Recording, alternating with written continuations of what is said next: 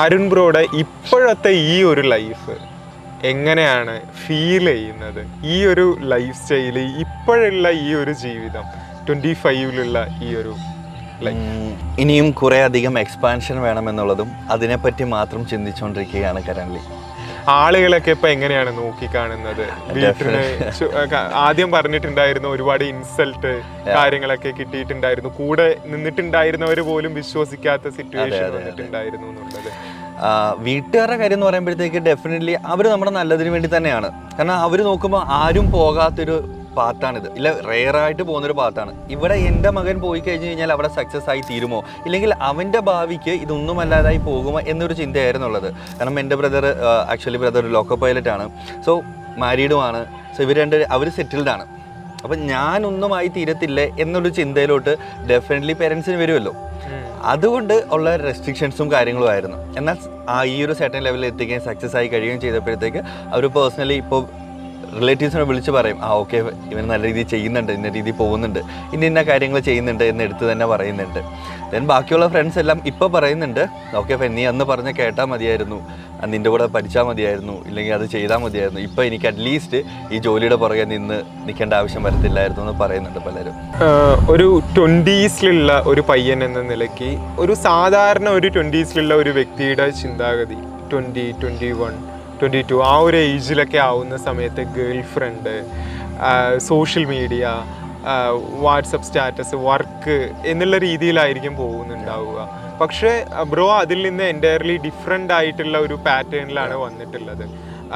കുറേ പുസ്തകങ്ങൾ വായിക്കുന്നുണ്ട്, അതായത് നൈറ്റ് ഔട്ട് അത് മേ ബി ഉണ്ടാവാം, പക്ഷേ ഇവരുടെ ശീലങ്ങൾക്ക് ഓപ്പോസിറ്റ് ആയിട്ടുള്ള ഒരു ശീലങ്ങളാണ് ഇപ്പോൾ കണ്ടിന്യൂ ചെയ്തുകൊണ്ടിരിക്കുന്നത്.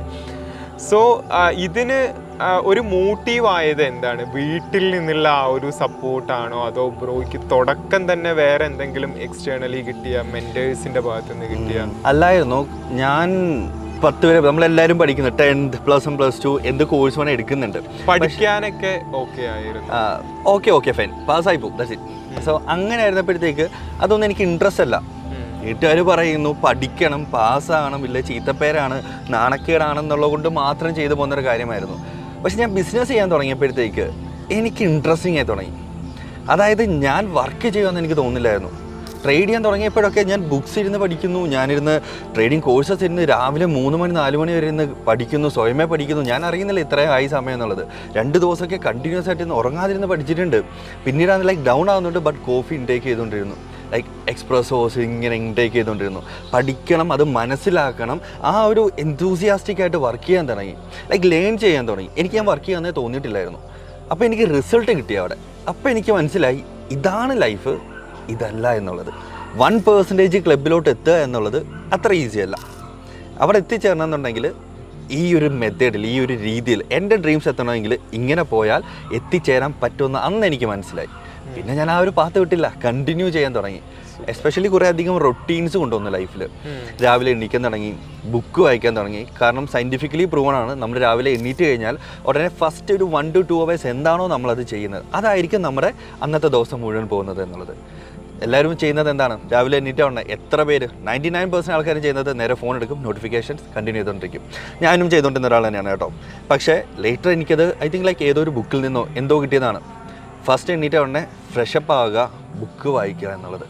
സോ നോളജ് കയറിക്കൊണ്ടിരിക്കുകയാണ്. Concentration, focus, discipline, patience. നമുക്ക് ഇഷ്ടമില്ലാത്തൊരു കാര്യം, ഞാൻ ബുക്കൊന്നും വായിക്കത്ത് പോലും ഇല്ലായിരുന്നു. ഇഷ്ടമില്ലാത്തൊരു കാര്യം എനിക്ക് സക്സസ് ആകണം, എനിക്ക് എന്തെങ്കിലും ബെറ്റർ ആകണം എന്നുള്ളതുകൊണ്ട് ഞാൻ പേഷ്യൻസോടെ നിൽക്കുകയാണ്. എല്ലാ ദിവസവും കണ്ടിന്യൂസ് ആയിട്ട് ചെയ്തപ്പോൾ ഡിസിപ്ലിൻ വന്നു ലൈഫിൽ. ഇങ്ങനെ കുറേ അധികം ക്യാരക്ടർ ബിൽഡിങ് നടന്നു, പേഴ്സണാലിറ്റി ഡെവലപ്മെൻറ്റ് എനിക്ക് അവിടെ നടന്നു. ദെൻ ലൈഫിൽ ഫുഡ്, ദെൻ നേരത്തെ പറഞ്ഞ പോലെ ആ ഒരു ലൈഫ് സ്റ്റൈൽ എനിക്കും ഉണ്ടായിരുന്നു ഇടയ്ക്ക് സ്റ്റാർട്ടിങ് സ്റ്റേജിൽ. ബട്ട് എന്നാൽ ഡ്രോപ്പ് ഔട്ട് ചെയ്തു. ഇതല്ല, അവിടെ എൻ്റെ പ്രൊഡക്ടിവിറ്റി വളരെ കുറവായിരുന്നു. ഇവിടെ എത്തിയപ്പം പ്രൊഡക്ടിവിറ്റി കൂടാൻ തുടങ്ങി. ഈവൻ ഫുഡിൽ വരെ നോൺ വെജ് ഇല്ലെങ്കിൽ ഒട്ടും പറ്റാത്ത ഒരാളായിരുന്നു ഞാൻ. പക്ഷേ ഒരു സിറ്റുവേഷനിൽ എൻ്റെ ഒരു ബ്രദറിൻ്റെ കൂടെ ഒരു ഹോസ്പിറ്റലിൽ നിൽക്കേണ്ട ഒരു സിറ്റുവേഷൻ വന്നായിരുന്നു, കസിൻ ബ്രദറിൻ്റെ കൂടെ ആയുർവേദിക് ഹോസ്പിറ്റലിൽ. ഒബ്വിയസ്ലി വെജായിരുന്നു. അപ്പോൾ അവിടുന്ന് പറഞ്ഞു വേണമെങ്കിൽ പുറത്ത് പോയി കഴിക്കാമെന്നുള്ളത്. പക്ഷേ ഞാൻ ഓർത്ത് വേണ്ട, ഒന്ന് ട്രൈ ചെയ്ത് നോക്കാമെന്നുള്ളത്. അതുവരെ എൻ്റെ എനർജി ലെവൽ ഇല്ലെ പ്രൊഡക്ടിവിറ്റി എന്ന് പറഞ്ഞ ഒരു വേവ് പോലെ ആയിരുന്നു. കയറും, ഫുഡ് ഇത്രയും കഴിച്ച് കഴിയുമ്പം ഡൗൺ ആവുമല്ലോ. ഹെവി ഫുഡാണ് കഴിക്കുന്നത്, നോൺ വെജ് എല്ലാം, ഡൗൺ ആവും കയറും ഡൗൺ ആവും, ഈ രീതിയിലാണ് പൊയ്ക്കൊണ്ടിരുന്നത്. പക്ഷേ അന്ന് ആ ഒരു 1 വീക്ക് വെജ് ഫുഡ്സ് മാത്രം കൺസ്യൂം ചെയ്തപ്പോൾ എൻ്റെ എനർജി ലെവൽ കോൺസ്റ്റൻ്റ് ആകാൻ തുടങ്ങി, എൻ്റെ പ്രൊഡക്ടിവിറ്റി ഹൈ ആയി.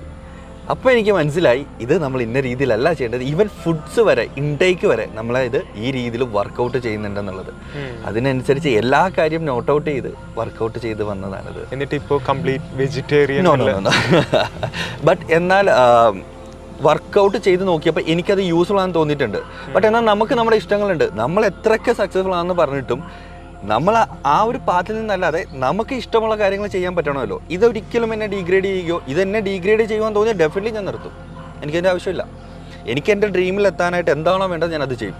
അതിനുവേണ്ടി എന്തും സാക്രിഫൈസ് ചെയ്യാനും ഞാൻ തയ്യാറാണ്. അരുൺ ബ്രോ ഇതിനു മുൻപ് ഒരുപാട് ബിസിനസ് ചെയ്തിട്ടുണ്ട്, ഒരുപാട് ബിസിനസ്സുകൾ ഫെയിൽ ആയിട്ടുണ്ട്. ഇപ്പോൾ നമ്മളുടെ അക്കാദമി എന്നുള്ളത് സക്സസ് ആയി നിൽക്കുന്നു.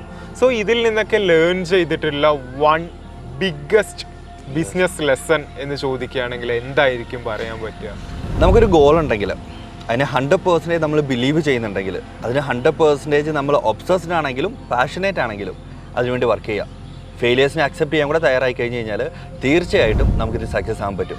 പല ഓൺട്രപ്രന്യൂഴ്സിന് ഇല്ല ബിസിനസ് സ്റ്റാർട്ട് ചെയ്യുന്നവരുടെയും പ്രശ്നം ഇതാണ്. അവരൊരു ഗോൾ ഫിക്സ് ചെയ്യുന്നുണ്ട്, പക്ഷേ അതിലോട്ട് ഒരു ഫസ്റ്റ് സ്റ്റെപ്പ് എടുത്ത് വെക്കാൻ തന്നെ ഭയക്കുന്നു. പേടിയാ മാറ്റുക. തോറ്റോട്ടെ, കുഴപ്പമില്ല, ഞാൻ എന്തായാലും അവിടെ എത്തിച്ചേരും എന്നൊരു ചിന്ത മാത്രം മതി. അത് മാത്രമാണ് എന്നെ ഇവിടം വരെ എത്തിച്ചിട്ടുള്ളത്.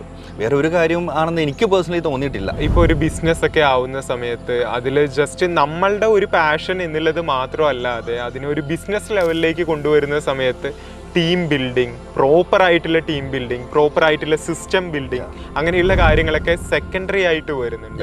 അക്കൗണ്ട്സ് എല്ലാം നമുക്കിത് നമ്മളുടെ ഒരു ബിസിനസ് എന്നുള്ള രീതിയിൽ വരുന്ന സമയത്ത് നമ്മളുടെ ഒരു സിംഗിൾ പാഷൻ എന്നുള്ളതിൽ മാറിയിട്ട് മറ്റൊരുപാട് കാര്യങ്ങൾ, മറ്റൊരുപാട് സബ്ജക്റ്റുകൾ വരുന്നുണ്ട്. അതൊക്കെ ആ ഒരു ഏജിൽ എങ്ങനെയാണ് എല്ലാം കൂടി അലൈൻഡ് ആയിട്ട് കൊണ്ടുപോകാൻ സാധിച്ചിട്ടുണ്ട്? നെറ്റ്വർക്കിംഗ് ആയിരുന്നു. ഞാൻ കുറച്ച് എല്ലാവരുമായിട്ട് നെറ്റ്വർക്കിംഗ് ഫാസ്റ്റായിട്ട് ഞാൻ നെറ്റ്വർക്ക് ചെയ്യും. ആരുമായിട്ടാണെങ്കിലും അവരുമായിട്ട് കൂടുതൽ നെറ്റ്വർക്ക് ചെയ്യും. എസ്പെഷ്യലി ഓരോ ഫീൽഡിലുള്ള ആൾക്കാരുമായിട്ട് നെറ്റ്വർക്ക് ചെയ്യുമായിരുന്നു. അപ്പം അവരിൽ നിന്ന് ഓരോ കാര്യങ്ങൾ മനസ്സിലാക്കുകയും അതിനനുസരിച്ച് ഞാൻ ടീം ബിൽഡ് ചെയ്യാൻ തുടങ്ങി. സോ ഇതൊന്നും ഡയറക്റ്റ്ലി ഇത് ഇത്രയും അറിവോടെ കൂടി ജനിച്ചു വന്ന ഒരാളല്ല. കോഴ്സസ് എടുത്തു, ലേൺ ചെയ്തു. ആരും ലേൺ ചെയ്യാൻ ടൈം കൊടുക്കുന്നില്ല. ഒരു കമ്പനി സ്റ്റാർട്ട് ചെയ്യണോ, എനിക്ക് സ്റ്റാർട്ട് ചെയ്യാൻ പറ്റും എന്നുള്ള ഓവർ കോൺഫിഡൻസ് ആണ് പലർക്കും. അതാണ് എല്ലാവരും ലോസിൽ കൊണ്ടെത്തുന്നത്. ഞാൻ ആദ്യമേ പഠിച്ചു ടീം ബിൽഡ് ചെയ്യാൻ എന്തൊക്കെയാണ് ആവശ്യമുള്ളത് എന്നുള്ളത്. ഡെഫിനറ്റ്ലി കുറേ മെത്തേഡ്സ് ഉണ്ടായിരുന്നു അതിൽ. ഞാൻ നെറ്റ്വർക്കിംഗ് ഓപ്റ്റ് ചെയ്തു.